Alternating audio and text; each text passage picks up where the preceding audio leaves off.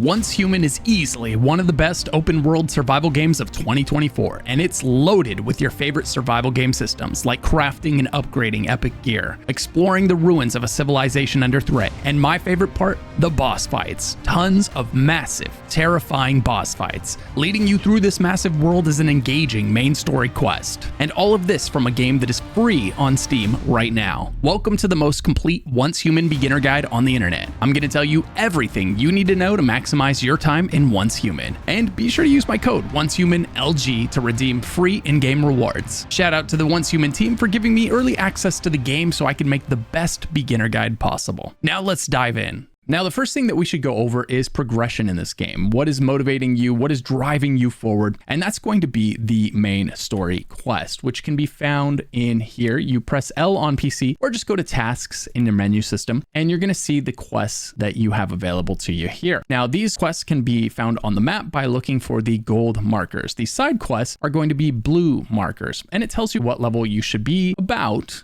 give or take, when trying to complete these quests. And here it's showing me these quests are red because I am quite a bit low for these quests. My character's only level 38 or so right now, whereas the green quests I am amply leveled for. Those are green. That's what you're going to be looking for on the map. So at the very beginning of the game, if we scroll out, right, and here's the map of the world. It's massive. By the way, I've got loads of hours in just this small section down here. I haven't even made it into these areas on this playthrough yet. So our journey is going to start here at the Deadsville camp. So that is this icon right here, this blue water drop icon. That is going to be a camp. That's a base of operations. So this is the low level area, and the game has a very consistent progression route, right? So basically you're going to start in this area. You're going to go out and explore all of these icons, get all the loot, the rewards, make sure to grab all of the rift anchors. You're going to have to collect a certain number of these before you can continue. You don't have to grab all of them. If you miss one, that's okay, but it won't let you continue until you've grabbed enough of these rift anchors. So make sure you grab them whenever you're nearby. If you forget to do that, the main story quest will tell you, hey, you can't continue until you grab enough of these rift anchors. So to grab those, you just walk up to them and interact with them, and it's going to give you a bit of rewards. And then after you have explored enough of the area, collected enough of the loot and the rewards, eventually the main story quest will send you to the monolith of that area, which is going to be this icon right here, monolith. It's got a gold square with a monolith in front of it. And that's where you finish that region. So it starts here at the camp, which is going to be the hub of the main quest for the area. And then eventually it sends you to the monolith. And that's when you're going to fight the big bad boss for that area. And it's going to be a really fun and engaging boss fight. So whenever you head to a monolith, make sure you take lots of heals, lots and lots of ammunition. Make sure you upgrade your gear, upgrade your weapons. Make sure you are ready before you head into that monolith, because these fights are big, right? The bosses have a lot of health and they don't go down super easy. It's going to be a good challenge, a good fun challenge. So go in prepared, and don't worry, we're going to go over how to do all of the things I just mentioned, from crafting weapons to upgrading weapons to using attachments, calibrating your weapons, all of that stuff we're going to talk about in this video. Now, after you complete that monolith, the main quest is going to say, hey, now go to the next hub, the next camp. So you're going to make your way through this post-apocalyptic world to the next camp. And here this says it's level 15. And of course, then you've got similarly leveled areas around it that you're going to be exploring, collecting the rift anchors, doing the side quests that you find in the areas, collecting loot, upgrading, and eventually when you've done enough in this region, it's going to send you to the next final boss at the monolith, right? So that's how this game's progression kind of works. So each time you go to the next hub, the next zone in the map, if you will, it is all seamless. There's no load screens or zone walls or anything like that. But each time you go to a new area and a new city hub, that's going to be where you unlock the next tier of materials so that you can create the next tier of items. So anytime you're trying to craft a better item and you're like, oh man, how do I get to tier 2 when I'm only at tier 1? The answer is going to be finish the region you're in, go to the next region, and you'll start finding the next tier of materials there. So now that you kind of understand how we're going to be exploring the map and how that's going to contribute to our progression, let's talk about all of the finer systems in this game, starting with our user interface, starting with the UI that's on screen right now, because there is a load of information and you're not going to know exactly what it all means just yet. So on the left side of the screen, there's usually going to be some helpful information about what buttons you can press to make certain things happen. And in this case, it's going to tell you what you have to press to get get your melee attack. What you can do, if you hold down tab, you can pull out your function wheel. So camera is going to take pictures. Summon V, he is part of your quest line, basically, and you can talk to him and get information about quests. And then your cradle. Your cradle is going to be where you upgrade your character. As you are playing through the game, you're going to be unlocking a currency called Energy Link, and you're going to use Energy Link combined with meme points. And yes, it is called meme points, short for memetic. Your memetic resources, right? You're going to use those two currencies to unlock your tree, your crafting tree, your building tree, your logistics tree, all of these trees here that you're going to be able to fill out and unlock inside of the game. Then N is our flashlight, and then T, you can set up a temporary camp. Temporary camps are nice because they're really easy to make. They don't require much resources. Just grab a little gravel, grab a little wood, and then you can slam one down. And so when you do, it's going to remove the last one that you had placed down. So you can only have one camp up at a time, but if anything goes wrong, you'll respawn at your camp. So just go ahead and get in the habit of putting one of these down before you go into a new area, just in case you do meet your end there. It's not going to be a long run back. Another great thing about campsites is normally if I'm over here somewhere, I can't teleport to anywhere, right? If I try to teleport, it's saying I can't. If I try to teleport to my house, it wouldn't let me teleport to my house. But if I was standing on a campsite, well, from here, I can teleport to my house. So you can teleport back to your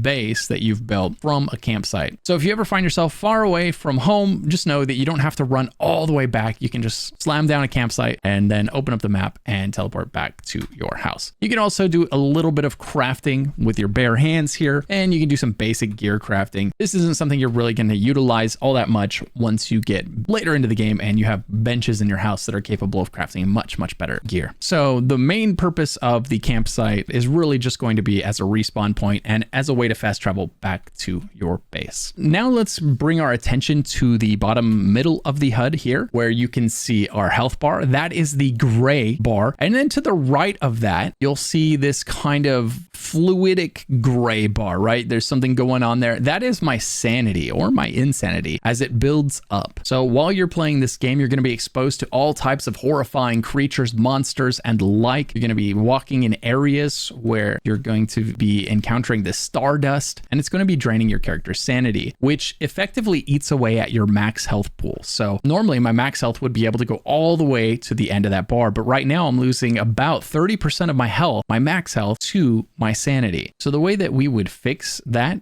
is you just rest on your bed. You lay down on your bed, and as you're laying down, you'll see that sanity bar slowly depletes, and I get my health back. So we'll go ahead and fast forward time here so you can see the sanity bar replenish. And there you go. Our sanity has been fully replenished there. Now we're no longer losing 30% of our health to our sanity. We've got all of that. And then if we look above that, you've got the arm, you know, the bicep and the fist right there. That's our stamina or our endurance, basically. You drain this bar by gliding, using your bird, right?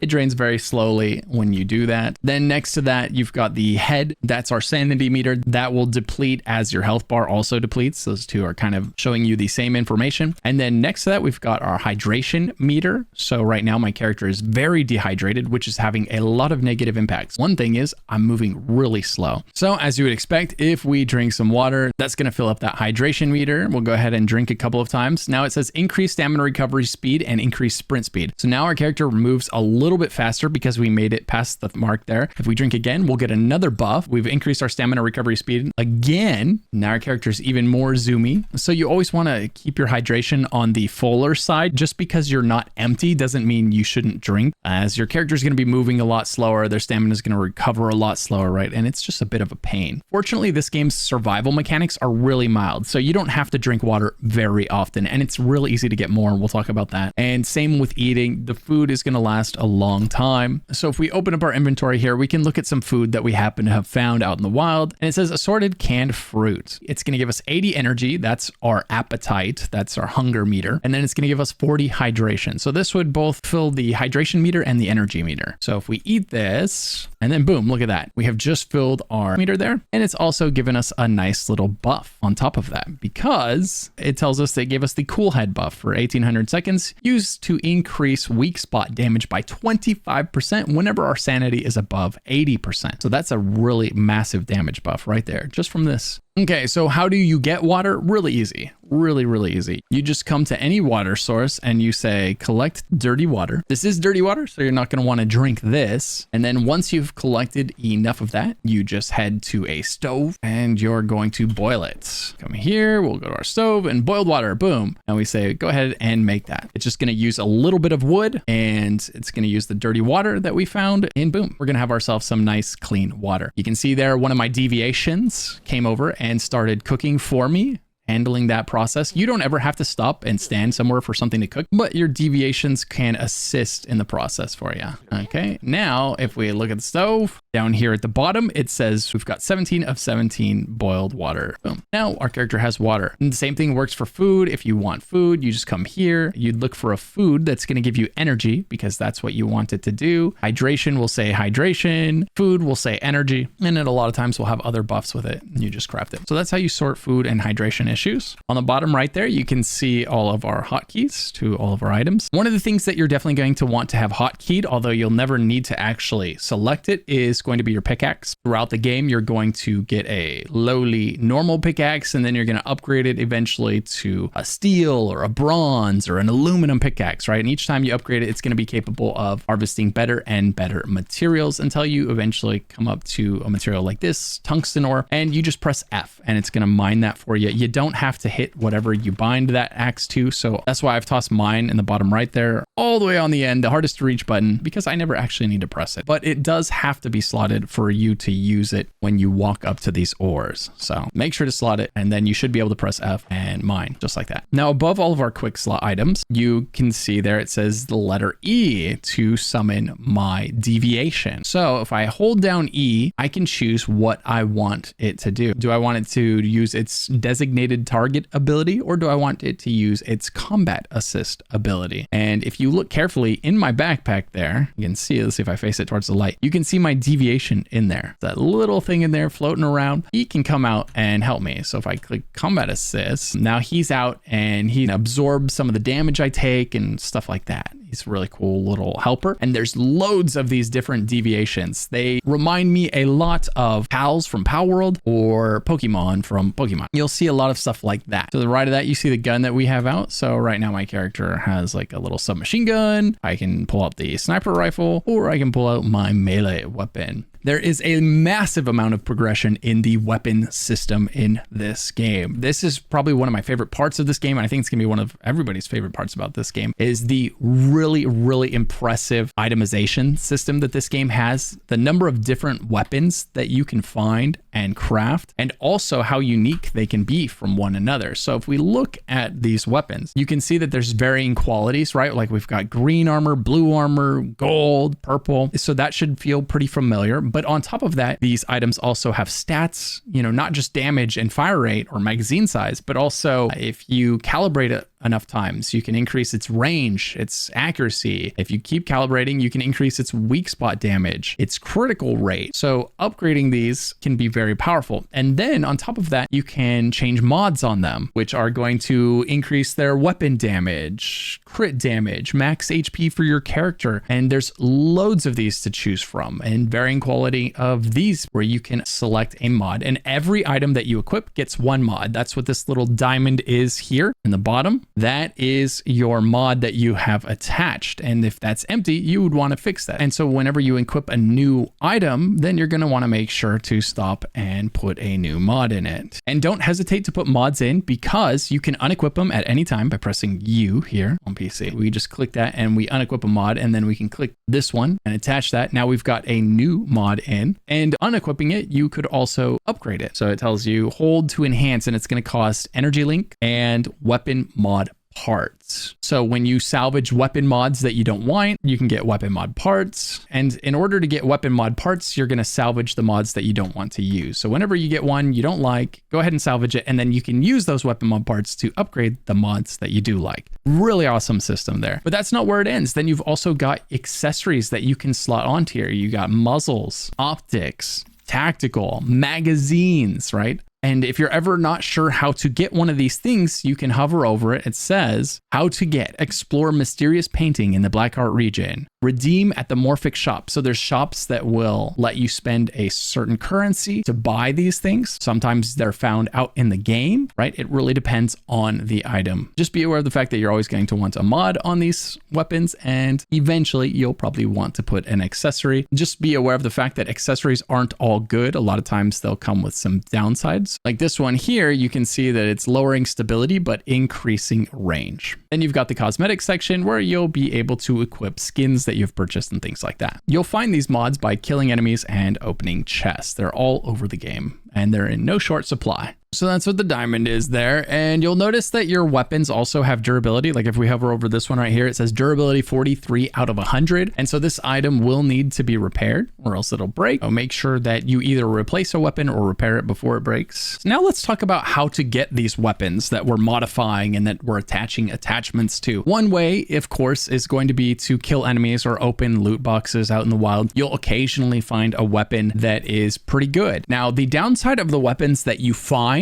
is that they are not owned by you. And so the game is not going to let you repair them. It'll let you upgrade them, but you can't repair them. So eventually they'll deteriorate and you won't be able to use them anymore. So usually the best course of action is going to be to craft your own weapons. And so most of the time that's what you'll be using is crafting and investing in the weapons that you've made since you're able to repair those. And to do that, you'll have a bench like this, a gear workbench. Come here and you can see you've got weapon crafting and armor crafting. And if you click on each tab, it's going to have all of the weapons that you can make from that type of weapon, whether it's a melee weapon or a crossbow or a sniper rifle, right? You can make all of these things and then they have different tiers, tier 1, 2, 3, 4, 5. Now, the tiers require different materials. So if we wanted to make a tier 4 weapon, then we would click on each of these plus signs and craft the materials for it. So we craft this, craft this, craft this, craft this. So we have each of the pieces made because we had all the materials for each one, and then we could hold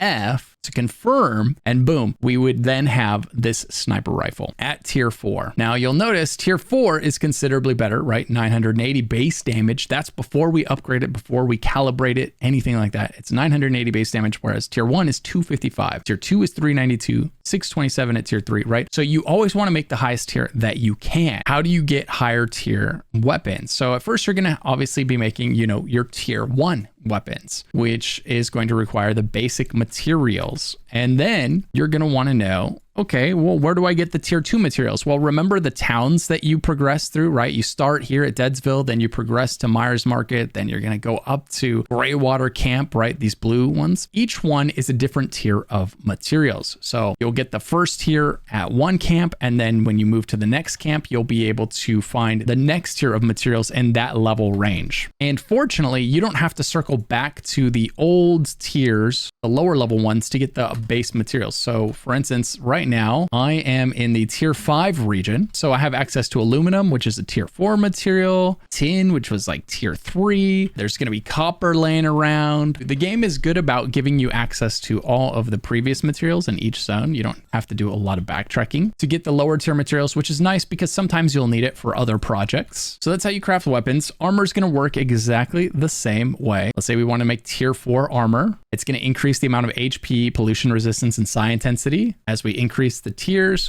And one of the cool things about armor, though, is that it has set bonuses. So you'll notice here, it says I'm wearing 3 pieces of this that are highlighted in green. That means I'm wearing the pants, the gloves, and the mask. So I'm getting gathering speed 15%, max load 20%, and then this third buff here as well. There are sets in the game that you can equip or not. Just, if you find one that you like the bonuses, you can wear the one piece of it. So you could wear a bunch of one piece sets, just get those one piece bonuses. You could wear 3 2-piece sets or 2 3-piece sets, right? It's really up to you how you want to mix and match. And then you click on these, you craft each component like that. And don't worry, you haven't lost the materials that you are using to craft this until you confirm it. So like if I back out of here, I get all those materials back. I didn't just craft those pieces of that, right? right? So if I come here, I don't have it. I have to craft it again. So nothing's lost until you hold F to confirm, and then it's going to craft that helmet for you. Now, once you have crafted it, you've got this tab over here, calibrate. So in here, we can calibrate weapons, and it's going to tell us, for instance, if we look at this item right here that I have not calibrated, I could take it from 2 out of 10 to 3 out of 10. It's going to use tungsten ingots and stardust source. This is a semi-rare material, so this is what's going to be the thing that stops you from just upgrading everything to max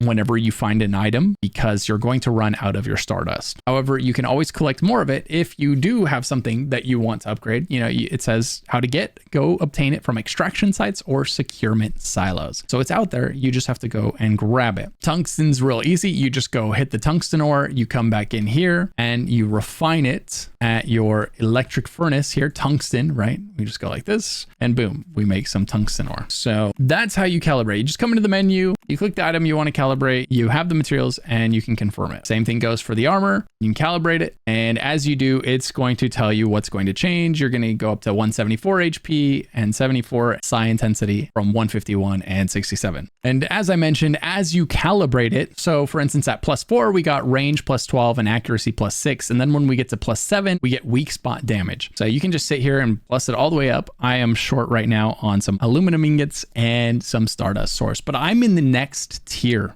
now. This was a tier 4 sniper rifle. I'm most likely not going to want to invest any more of my stardust in it. I'm going to instead now wait and get a tier 5 sniper rifle. See, if we hover over this, it says tier 4 in the top right. I want to get a tier 5 one so that it has the potential to do bigger things. So I'm going to save my stardust for a tier 5 rifle now. Now, before a rifle or a weapon will show up in here for you to craft it, you have to get it to show up in here. So how do you expand the number of weapons that you can craft? That is a great question. So what you're going to do is you're going to go to your blueprints menu. While you're playing the game, you're going to be finding blueprint fragments for weapons, and you'll occasionally find them. And when you found enough of them, you'll be able to fuse the fragment and unlock the full blueprint. And when you have the full blueprint, now you can craft it at your crafting bench anytime you want. So if we look at this pistol blueprint right here, it's telling us what its stats are, everything that it would be able to do. Every 4 hits will trigger unstable bomber, all this good information. But it also, at the very top, it says fragments 0 out of 80. So I have not found any of these fragments yet. Whereas if I hover over this one, the Hunter 500, it says fragments 80 out of 40. So I have enough fragments. I could fuse this, and same for this one here. So the dusty frag, I have 60 out of 60. So what I could do is hold F, boom. And now I have unlocked that blueprint. Now I could craft this weapon anytime I want at my crafting bench. So an easy way to see which ones you have enough of the fragments for is this backwards K here, or this X. That is going to be gold. If that's gold, that means you have enough fragments, you can fuse it and use it. Now the armor is going to work the same way. Again, you can see which ones we've unlocked. We can look at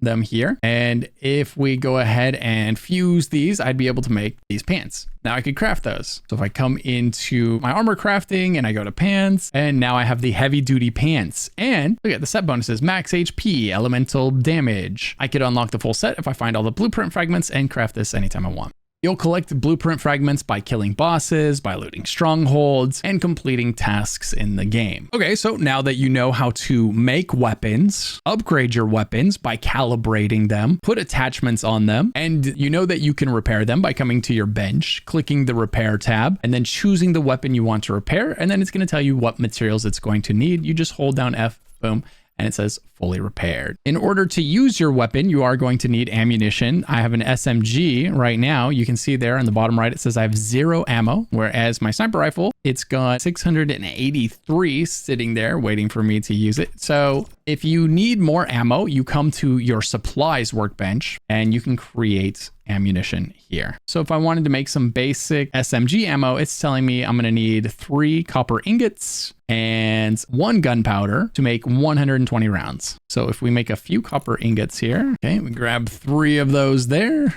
come to the supply bench, go to SMG ammo, copper SMG ammo. We'll make 1 of those. And there we go. Now we have 120 rounds. Make sure that you grab it after it finishes crafting. It doesn't go into your menu. You gotta click on it. Now it's in our inventory here with our ammo. And we pull out that weapon, you can see that we have the 120 rounds. There he goes, and you just reloaded, put 35 in the gun. So that's how you get more ammo. You can find ammo by killing enemies, but it's not going to happen nearly as often as you need ammo. You are going to need to craft it, but crafting it is incredibly easy. So craft a ton at a time, and you'll never have too much copper. So when you see copper ore, go ahead and use it. You're going to use copper to create weapons early on. You're going to use it to create armor early on, and then you're going to be using copper to create ammo throughout the entire game. While I'm standing here, let's just quickly go over using your weapon. So if you tap right click, it's going to bring up your scope. If you hold right click, it's going to do over the shoulder with a crosshair like this. So whatever you prefer, you can use. I generally will use this most times unless something is really far away and I need that extra accuracy. I'll come into here. And if you're someone that prefers a camera on the other side, you can press caps lock and you can switch. Or if you hit something on accident and you're not sure why all of a sudden the camera's on the other side of your character and it bugs you, that's what it is. It's caps. Press the caps lock button. Now, while you're running around, exploring the world, doing quests, killing bosses, and all that fun stuff, you're going to be also collecting materials to build your base. And your base, which is going to, by the way, start with you placing this thing down right here, your territory terminal. You're going to put your territory terminal down and then you can build around that. You can't build just anywhere that you want. What we're going to do is we're going to press B, and on the bottom left of the screen, it's going to tell you what your options are. And you see some information at the top of the screen as well. So on the bottom left, it says right click to open the build menu, press Z to move territory, which is something you're absolutely going to be doing anytime you need to move your base. So every time you change regions in the game, you'll start down here at the level 2 area, Deadsville, and then you'll go down here to Myers Market, right? And then eventually you're going to come up here to Greywater Camp. Every time you change hubs, you're going to want to move your base somewhere in that level range, because outside of your base will be the important materials that you constantly need to gather to upgrade your gear. Like in my case, tungsten. Here it is, tungsten, right outside of my house. If I had left my house back at a lower tier area, I wouldn't be able to farm tungsten anytime I needed it, right? Right now, I can just step outside, grab a bunch of tungsten. My helpers, this guy here, my deviation, is out here grabbing materials for me as well. Just like in Power World, if you've played that, you can get a bunch of deviations and you can have them gathering for you so that it's kind of happening passively in the background while you do all the other stuff. So you're absolutely going to be moving your base every time you change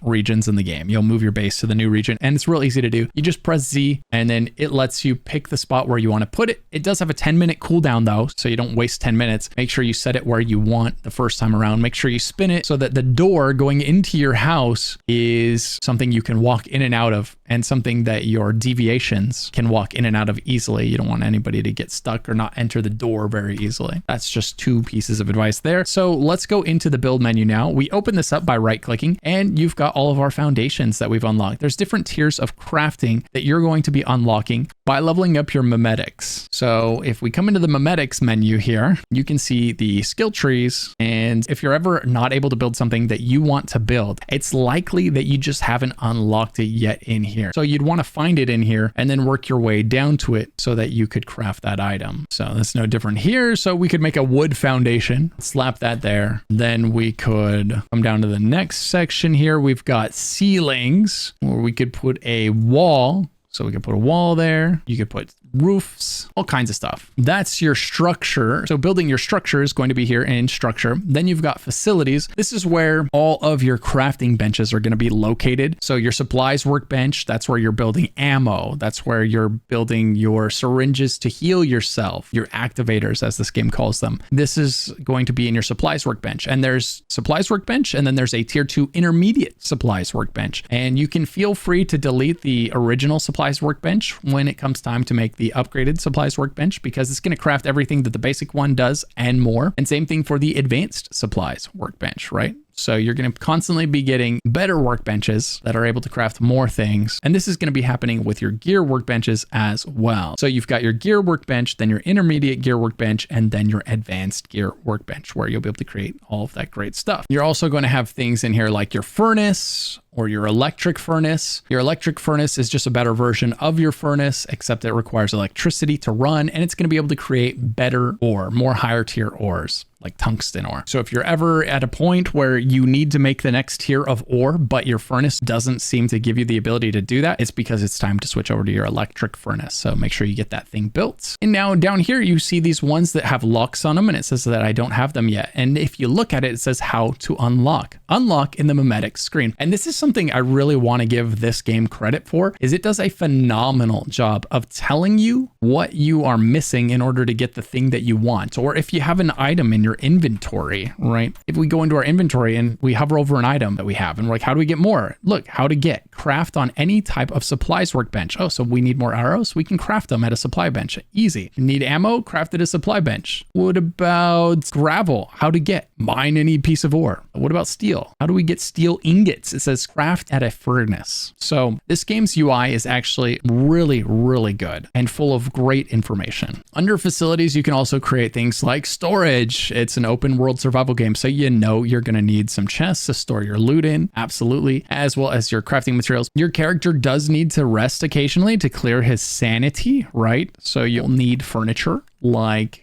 in this case, a bed right here. It's going to be under lifestyle items, under furniture. If you ever come to the point where you're like, I need a bed, I need to clear my sanity, there it is right there. Then you've got other items in here that you can make, but by no means need to make. Some of these are just, you know, very cosmetic, whereas some of them are actually useful, like lighting, for instance. These can sometimes have positive effects on your deviations. Some of them like green light, or some of them like red light. And when they have that, they're more efficient and more effective. We'll talk about that more when we get into deviations in greater detail here in a moment. But now that we've gone over how to build a base, and you're going to make wood, and then you're going to unlock the next tier in your MEMETIC screen so that you can make rock structure. And upgrading it is useful because you will get enemies coming to attack your Stardust resonator. When you try to use this, make sure you upgrade your base, make sure you install some protection, some defenses, because you'll get a horde of enemies that come and attack when you're trying to use this right here, your Stardust resonant filter. The mobs that came the first time I did it were about level 25. They were actually able to destroy a good bit of my base because it was still just a wooden base. So I would definitely advise upgrading your base before you use that Stardust resonant filter, and also make sure you're ready for battle. All right, now when you use this machine, you'll put your items in there, and it might be best not to put too many in at a time to prevent you from having to fight super high level mobs or too many mobs. On the right side there, it tells you how long you're going to have to defend and which mobs you're going to have to defend against. So waves of enemies will come in and they'll start trying to attack your base.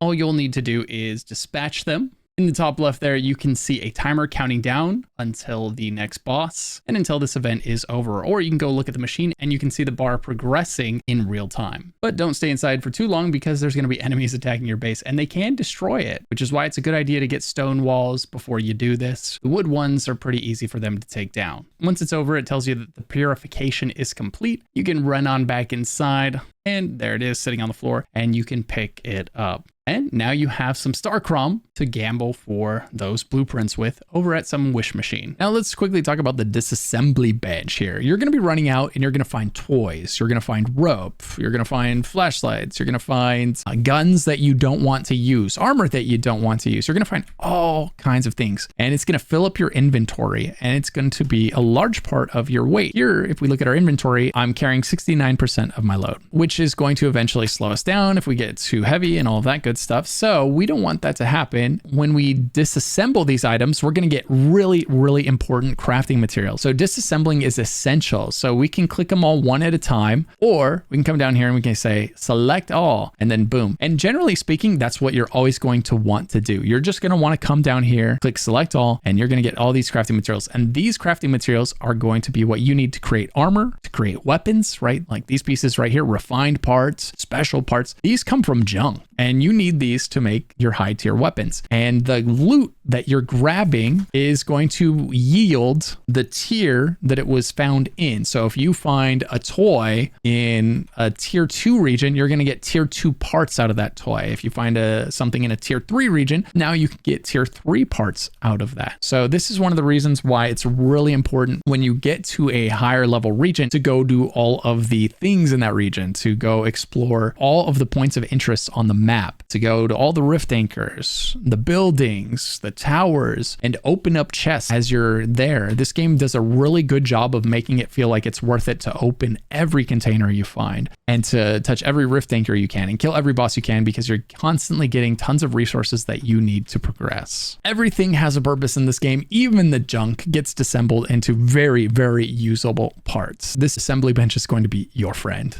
And speaking of the storage crates here, you've got the storage crates that you can create. You start off with these little ones. You know, they can only hold 16 different types of things. Then you've got the bigger ones that can hold 32 different types of things. And if you want, you can edit the name of it. Instead of it being called large crate, you could call it food. Right? If you wanted to put a bunch of food in there, boom, now all of your food is in that one, and it's got a name, which is going to help keep it easier to keep track of all of your supplies. Now, every time you enter a point of interest in this game, in the top left of your screen, it's going to give you a few objectives to do while you're there. In this case, you can see it says look for a mystical crate, defeat elite enemies 0 of 1, defeat normal enemies 0 of 20, find a weapon and armor crate, and then activate a rift anchor. And this is a pretty normal list of objectives to get when you're inside of one of those locations. It can vary a little bit, but pretty much this is usually what it's going to look like. So you'll run around, you'll grab your mystical crate. That's the one that glows red. You can't miss it when you find it, but it is usually the one that's tucked away somewhere interesting. And then the weapon and armor crates, those are the ones that are glowing yellow. You'll find them throughout the bases. Usually there's a lot more than 2 there, so that one's usually pretty easy to find. The difficult thing to find is usually that mystical crate. And then of course your rift anchor is going to be shown on the map. So in this case, there's one right there, and we just run over and grab it. So that's very easy to grab as far as objectives go.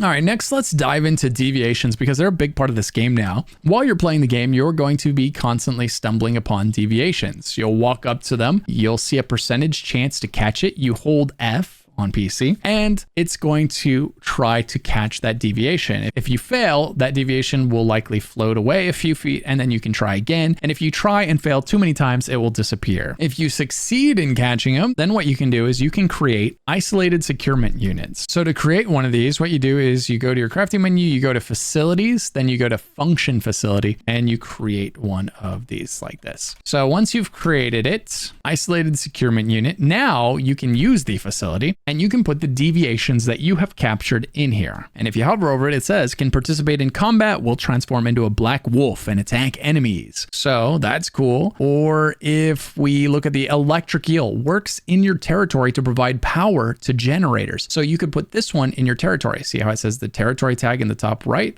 This one has a combat tag. This one has a combat tag in the top right there. Right? So you know, oh, what it's going to be potentially useful for. This one has a crafting tag, produces special materials that can be used to craft tactical items, used to place a spider web trap to slow down enemies. So there's lots and lots of different deviations that you can find, and they have a variety of skill ratings, activity ratings, deviation traits that they can have, and you can put your favorite ones inside of these containers. So let's say that we put the canine skull in there. So we'll go ahead and deposit it. Now that it's in there, I can use this facility. I can press F, and now we're looking at it in here. And if I want to use this in battle, what I would do is sync to my cradle. Now it's going to appear. You can see it floating around in my cradle on my back here. So now I have access to this when I get into combat. You can also see here, I touched on earlier, some of them like red light, some of them like blue light. This one, it says faster recovery of deviant power and mood in optimized environment. So when they need to recover, they'll do so faster if they have the things listed below. If I attach it to electricity, it'll go even faster. Low temperature, I could cool the area with a fridge. So I could put a fridge nearby, right? Red light, I happen to have a red light I installed right above. There it is, right? And so this guy likes red light, so he's benefiting from that. Deviant power and mood recovery speed increased by 10% during dormancy. Now I've slotted him in my cradle, so he's here with me. I can pull him out in battle. I can make him designated target, or I could just have him auto attack. Go boom, we pull him out, and now he would be helping me in battle if I was in battle. We get to that menu again by holding E down, just as a reminder. Okay, so that's how that all works. You can see his summon time is expiring there, the circle around that icon in the bottom right. And when that fully gets empty, he's going to go ahead and disappear, and he'll have to recharge again. So that's how the combat ones work. The ones that help around the base, like this guy right here, we were looking at him earlier. He was mining some ore for me, and look, I can come into this menu and I can click claim all, and boom, I claimed all the ore. He's gathered a ton of ore for me while I was, just sitting here talking to you guys about the rest of the game. Same thing with this guy. he's out grabbing logs. So I got wood and ore, right? Two things that I need tons of while I'm playing through the game. Just passively by having these. And you can have way more of these in your base. You can have 10, 20 deviations working in your base. So these are going to be a big part of an efficient and optimized base once you get to that point in the game. All right, now let's talk about how you're going to get around the map. So there's a couple of ways. Of course, you can go by foot. You can also glide with your glider. Whenever you're up in a high place and you need to glide, you can do so. And it's very generous with the amount of stamina that it consumes while you're gliding. You can go for a pretty long ways. You can also, eventually, when you get far enough in the main quest, you're going to be given a bike. So you can summon that anytime you want by pressing G on PC. And you just summon it, and it's going to put it there in front of you, and then you get on it, and now you can drive it around. Your vehicle is going to need fuel. So while you're on it, you can see down there in the bottom right, the top bar right below the 1 km per hour. That's the speed we're moving. Right below that, there's a gray bar. That is our fuel tank. So that needs to be refilled when it gets to empty, or else this bike will no longer run. The bar below that is the health bar for the bike. So it's going to need repairs every so often because it does get damaged pretty easily, but not enough where like you hit something once and it's going to break down. It's just continued use is definitely going to take damage. And to refuel it, you stand next to the bike, you press G, which is going to bring up the refuel menu. And then you just pick the fuel that you want to toss in here, and it's going to tell you how much you can put in there to top it off. So if we wanted to fill it up, we do that. Use, boom, now this thing is full. So we get back on it, and you can see that top gauge there for the fuel is completely full. So that's how your bike works. You just have to get far enough in the main story, and then you'll be able to spawn anytime, anywhere you want. Now to repair it and to upgrade it, because your bike can be upgraded, just like everything in this game, your bike can be upgraded. You're gonna have to make a garage, and then you come to the garage, and here you can click on the various pieces of the bike. So it's got 4 parts on the bike, and you can click on one. For instance, if we click on the alloy frame, we can choose to upgrade it to an enhanced alloy frame, which is going to increase the durability of the bike. We could go farther and we could do an advanced alloy frame, which would further increase the durability of the bike. Alternatively, we could upgrade the wheels to improve the handling. We could upgrade the engine here to increase the speed. And finally, we could upgrade the fuel tank to increase the fuel tank capacity. Tells you right here what you need, and then you just hold F, right, to confirm it, and that would upgrade that for us. So that's how you upgrade the bike. To repair the bike, you have to notice this little text down here. It says G, repair. So you click that, and it's going to say, do you want to repair it? It's going to take these materials here. You hold F to confirm, and boom, now the bike is fully repaired at 32 out of 3200 durability. Bike's not the only vehicle you can have. You can also look at the other vehicles. You could have a retro coupe, an off-road, right? And it's going to tell you, what do you need to craft this? Well, you're going to need to make this item here, and it's going to take these materials. So we would need this, and then we'd need to make the wheels, the engine, and the fuel tank, right?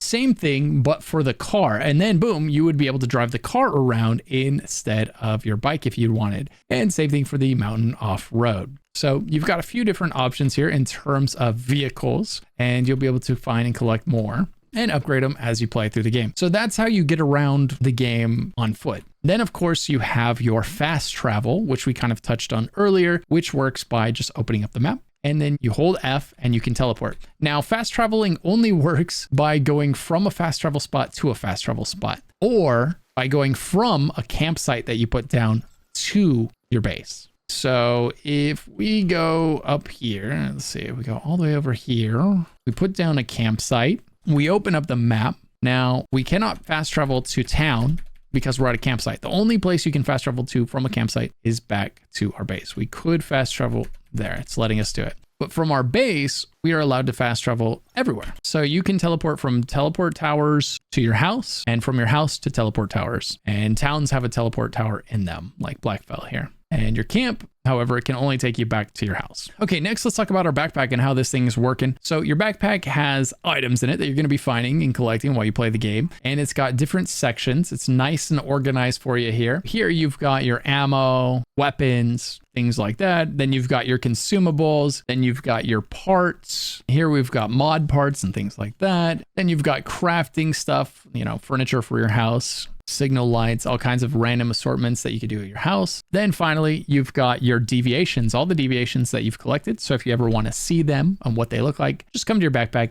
Right here, you can look at all the deviations that you found so far. From your backpack, you can drag things onto your hotbar down here. So there's 4 things that you're going to be using all the time in this game. One of them is water. Your character is going to need water. So having water on your bar is going to be convenient. Next is going to be your health, right? You're going to need to heal while you're playing the game. So this game has these things called activators. They're really easy to craft and come by. You can make plenty of them. So I highly suggest doing so. These are going to act as your heal. You running around, you take some damage, you slam that button, bam, it uses an activator and it's going to restore 50% of your health. And as you notice there is a cooldown on it and it's counting that down over there in the bottom right. The next thing you're going to be using a lot is your food, right? You're going to need to eat to keep your energy up. Energy goes down and you're going to start losing some of the benefits of having high energy. And then of course your pickaxe needs to be here. And then whatever else you want to use situationally, whether it's smoke bombs, grenades, Molotov cocktails, anything like that, you can slot on here as well. Next, we have our gear menu. We dipped into this a little bit earlier, but there's a lot of really good information that you can see at a glance. You can see whether or not a mod is equipped. So if we go here, we unequip this and we look at it and we see, oh, there's an empty diamond. So anytime you see an empty diamond right there, you're going to want to right click on it, click on the mod, and then put a mod there. Equip one, and then bam, there it is. It's filled. This one right here is telling you that that's the hotkey for this weapon. This is weapon 1, weapon 2, and this is weapon 3 over here. So if I press 1, that first one comes out to 3. This symbol right here is telling me that it needs to be repaired. It is damaged. So that's what that is right there. If you hover over an item, it tells you at the top what tier it is. So this is a tier 3 weapon. It's been calibrated 7 times. The slots below that tell you how many attachments you have equipped to it. So right now we've just got the ammo, but we don't have any other attachments equipped to this weapon right now. The items also have a kind of gear score attached to all of them. So you can see a rough estimate of what the gear score for that item is. So if we look at this one right here, it's 767. This one's 1018. So we'd be looking around going, this one's only 585. This thing's fallen behind. And we look at it, we can see why. It's tier 3, which isn't too low for this character right here, but it's not been calibrated at all for some reason. So we'd run to the gear bench and calibrate this and get that leveled up and significantly increase its gear score and its stats. So that's just a nice, easy way to see if something has fallen way behind, and you should probably think about either crafting a higher tier version of it or calibrating it. And then if we go to the next menu system here, we've got the MEMETICS Cradle, which we touched on. So the MEMETICS Cradle is your passive tree. This is what's going to unlock your ability to craft higher tier items, higher tier materials, higher tier benches, right? If you can't craft something, there's a good chance that you just need to come in here and find it and then work your way down to it. Same thing for logistics, which is going to allow you to craft better food, collect rainwater better, more efficiently, create solar generators and better types of power, fertilizers, right? All kinds of stuff around logistics can be found in here. It's also if you want to have more securement spots, which is where you store your deviations. So you'll only be able to have a limited number of deviations working in your base until you get the expansion unit 1. And you come down here and we get expansion unit 2, which is going to raise the limit to 20, allowing us to have 20 deviations in our base. We'll go ahead and confirm it. Boom. Now we can have 20 of our securement containers built in our base. So now one thing that's really important, but also easy to miss when you're in your MEMETICS menu is this area up here. So if we click on that, we can see a list of passives that I've taken. So every 5 levels, as you can see, 40 is my next one, then 45, then 50, right? So every 5 levels, it lets you choose from a passive, and each passive corresponds with one of these icons. You've got Tinkerer, Star Chef, Mechanist, and so on. And so you'll get 4 options. Every time you unlock one of these, you'll get 4 passives to choose from, and they're going to fall into one of those categories. And depending on which ones you choose, you're unlocking these passives here. So far I've unlocked Machinist and Star Chef. if we hover over these two, it tells us what we did to unlock them. Star Chef, unlock any 2 Star Chef specializations. And it tells you that if we slot this one, Master of Machinist Marvels, granting tactical items the power of reuse and the strength to alter their core effects. Whereas Star Chef is going to be Culinary Master, who bestows unique effects upon each creation, enhancing the dish's preservation potential. So you can pick which one you want to equip, and you can choose which passives you unlock by choosing the ones that you want. Now, you can reset this, as you'll notice right here. You can reset if you want, but it's going to use one of your consumables.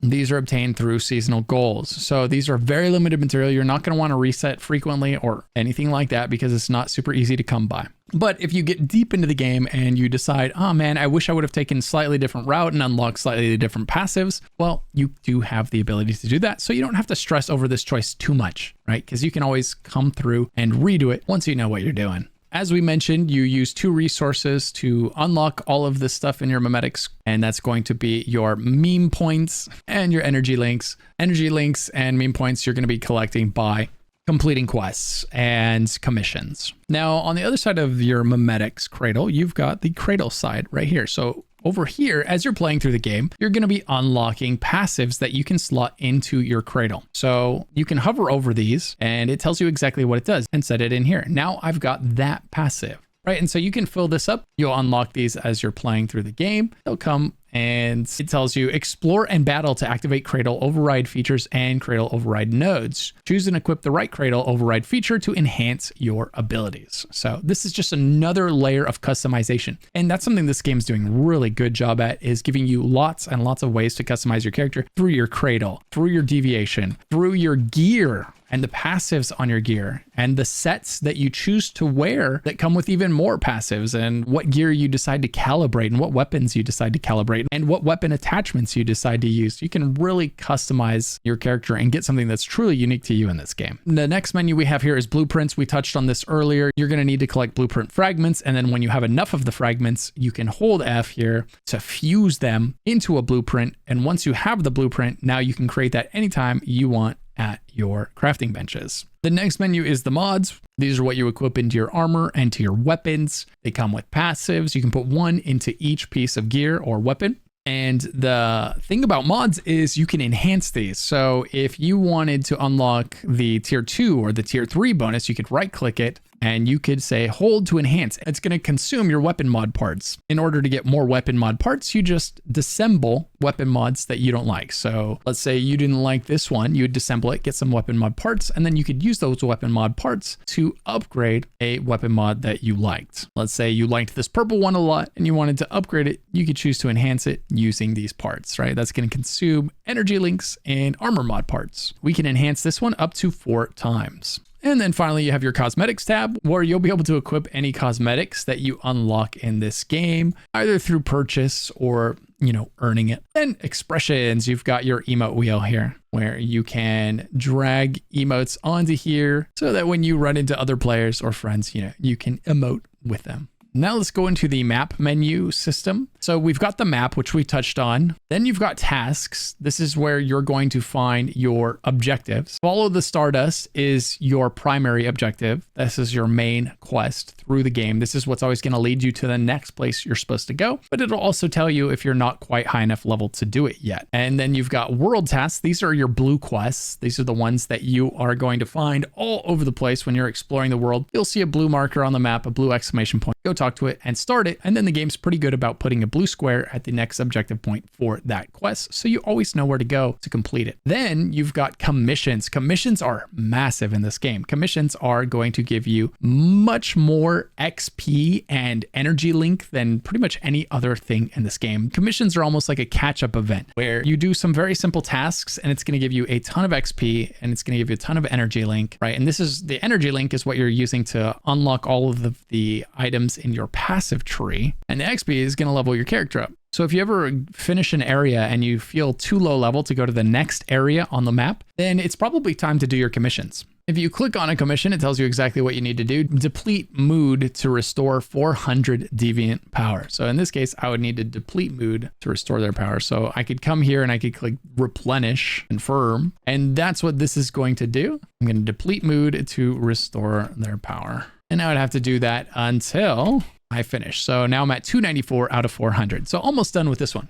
You can press F to track the task. So now it's being tracked. And if I look at the top left side of my screen right there, it's up there reminding me what I need to do next. And you can do that with any quest. Like if you're doing a blue side quest, you can track it. Now it's up there in the top left. And on my screen, there's the blue square. It's telling me I'm heading that way. And look, my GPS is now telling me how to get there. I could take this road, I could follow it all the way to this location. In this case, what I would probably do, since it's so far away, is I would instead teleport to a closer location and then just drive there, you know, much shorter drive. Now we're going to teleport to the town hub and we're going to show you how to pick up commissions because it's very important. So you're going to be looking for the clipboard. See that clipboard over this guy's head? When we're a little farther away from Sebastian there, he's got that clipboard. That's the commissions guy. You always want to be aware of those in town. And so we'll view his commissions and it's telling us what we have in progress and what we can do. So you get to choose 5 commissions, but only 5. So pick the 5 easiest ones for you to do and then do them. They all give the exact same rewards. So it's really just pick the ones that you think you're going to be doing. And then they're going to be time gated, but only if you are on week 1. So if you aren't starting until week 3, you'll be able to do week 1, finish all 5, turn them in, pick up the next 5, do week 2, finish them all, turn them in, do week 3, right? And so it acts as a little bit of a catch-up mechanic because it's people can only do up to 1 set of them per week. Unless you're starting late, you can do all the ones that have been released so far. So if you're not starting till week 3, make sure you try to get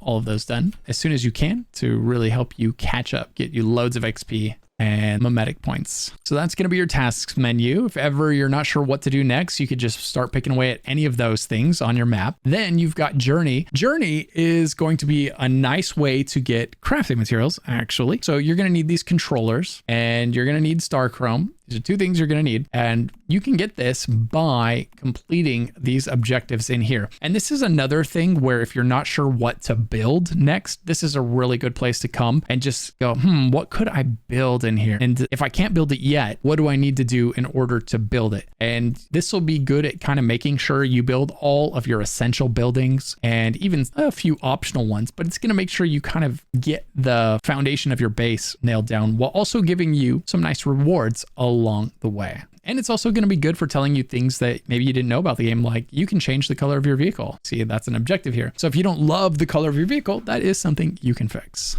Then you've got Survival Manual. This is a fantastic place to come. If there's ever something you're confused about, you can search for it in here, like anima weapons, right? Anima enemies will drop anima weapons when defeated. Press F to use your telekinetic hand to pull anima weapons towards you. So one of the things that's really nice about this game is you don't have to walk up to items and loot them individually. You just spam F as you're running through a room and your telekinesis will suck all of the items that are near you into you. So you don't have to sit there and look at every single shelf like slowly. You can just run by a shelf spamming F, and if there's something on it, you're going to grab it and it's going to come into your inventory. You do have to open up loot crates that you find along the way though. Now there's a few different types of loot in this game. There's the white loot that you're going to find. That's all of the stuff that you're most likely going to disassemble, and it's very useful. Just because it's white, don't think that it's not. And then you're going to have your yellow chests that are going to be full of some nice crafting materials. And then the best chests of all are going to be these red chests. Now let's talk about what happens if you die. I'm going to go ahead and let my character die really quick. All right, so when you die, you have a few options. You can use an adrenaline shot to revive yourself. You can craft these at your supply bench, and you can craft quite a few of them. They do require 1 fairly rare material, so you don't want to overuse them, but it is an option if you've died in a really inconvenient location. However, it's not so bad if you die. The alternative is you can abandon, right? Go ahead and abandon. And now going to tell us that we blacked out and we've left these items behind when we died. So what we can do is respawn. We get to choose a respawn point. We could either respawn at town, we could respawn at our base, or we could respawn at our campsite that we created before we came into this dangerous area. So we choose the campsite, and now it's a very short run back to our corpse, and you'll see our corpse on the menu. You see this little symbol here, Stardust Flora, and that's where we died, and that's all of the loot that we dropped when we died. You don't drop all of your loot, you just drop some random items. And there it is. So we grab that and look, no harm, no foul. Though our gear and our weapons definitely took some damage. So you're not going to want to die too often. But if you do, it's certainly not the end of the world. All right, now let's talk about the multiplayer aspects of this game. So one of the things you can do is we can press escape. We can come in here to get united. And right here we see we've got friends, teams, hives, warbands. So we can invite individual people to be a friend in this game. Just search for them by using their name or ID. Then you've got teams. You can create a team to take down specific objectives in the game, or to join up with other people to take down specific objectives in the game. You can be the one that creates or auto match into those objectives if you'd like to. You can create a hive where you and up to 3 other friends, for a total of 4, can share a base and use a base together. And then you could even create or join a warband, which is going to consist of multiple hives. As of right now, a warband can contain 6 different hives in it, but the people in your warband cannot use or see your base. Only the people in your hive can use and see your base. Just something to be aware of. All right, next we can talk about the ETERNALAND, because this game has a seasonal system where every so often the game's going to reset and most of your progress is going to be wiped. Some of the things aren't, like cosmetics and other things that you've earned will carry over, but most of your in-game progress, that's going to be power related, is going to be reset. And so you'll have to redo that every single season. However, they do have this ETERNALAND system where you have kind of your eternal progress. This is all of your things that you earn and unlock in the seasonal game are going to be sent to your ETERNALAND for you to kind of stockpile there. Now, interestingly, in ETERNALAND, you are going to have access to a order shop. Now, if we look at the shop from here, we can buy items with this resource here called Astral Sand, which we can use to build and craft in ETERNALAND. You could sell things that you have for this resource if you want, or you could complete tasks, these orders here, to get loads of it, 3,600 of it for going and getting 10 beats, right? And then, interestingly, you can export resources from ETERNALAND into the seasonal realm. Now, you won't be able to send everything from ETERNALAND to your seasonal playthrough, but you will be able to send some things, and the developers have said that this is subject to change from season to season. So one season you might be able to send your blueprints, and another season you might be able to send perhaps a specific item. We're gonna have to wait and see what it is they let you send from ETERNALAND into the seasonal realm, as the seasons progress, but it's definitely something that is subject to change from season to season, so keep an eye out for that. But it is going to be interesting to see what they let us send from one to the other and vice versa. To get to ETERNALAND, all you do is click on this icon up here in the top right, the palm tree, and then you click to ETERNALAND, and that's going to send you there. You can also access the shop menu here and so on. And to leave ETERNALAND, if you open up the menu, press escape, you can click leave ETERNALAND down here. It says, do you want to leave? Yes. And it's going to send you right back to where you were in the seasonal content. So sometimes you'll open the map and you'll see a fish on it. And if you head to that area, you'll be able to catch rare fish. So take your fishing rod and your fishing bait. You're going to need both of those items. So make sure to bring quite a bit of bait, because it uses one piece of bait per fish that you catch, or per fish that bites your lure. So the way this is going to work is you're going to equip the bait onto the fishing pole, pull out the pole, then equip the bait, and then you're going to hold down your button. You'll see a green dot, and then let go when you get it where you want it. And now you watch the bobber at the bottom of the screen. When that moves, click again and reel it in. On the bottom right side of the screen, you see 2 meters. You want to make sure that you don't let the fish slip away. See, there we go. We filled it up to the caught side. The left side there says slip away. The right side says caught. So it was filling towards the right, which means we caught it. The bottom one says broke or let loose. And so you want to be careful of getting that one too far to either side as well. Make sure not to have too much tension on the line, and make sure not to have too little tension on the line. So we caught another fish. Now we're reeling this one in. And because we put too much tension on the line there, we broke the line and the fish got away. Fish can be used in recipes for food and buffs and all sorts of things like that. So if you ever feel like a change of pace, whenever you see a fish on the map, don't hesitate to swing by that area and dip that pole in the water. And that is everything, guys. Thank you so much for watching another one of my massive complete beginner guides. If you enjoyed this video, be sure to like and subscribe for more beginner guides like this one. I make them for every major game that comes out. And don't forget to use my promo code ONCEHUMANLG to redeem special rewards in game. Thank you so much for watching. I really really do appreciate it. And massive shout out to my YouTube channel members. To become a YouTube channel member, to get rewards like behind the scenes footage, access to a private Discord channel, and more, click the join button down below. If you're not sure what to do next, check out my other Once Human video, linked in the description or popping up on screen right now.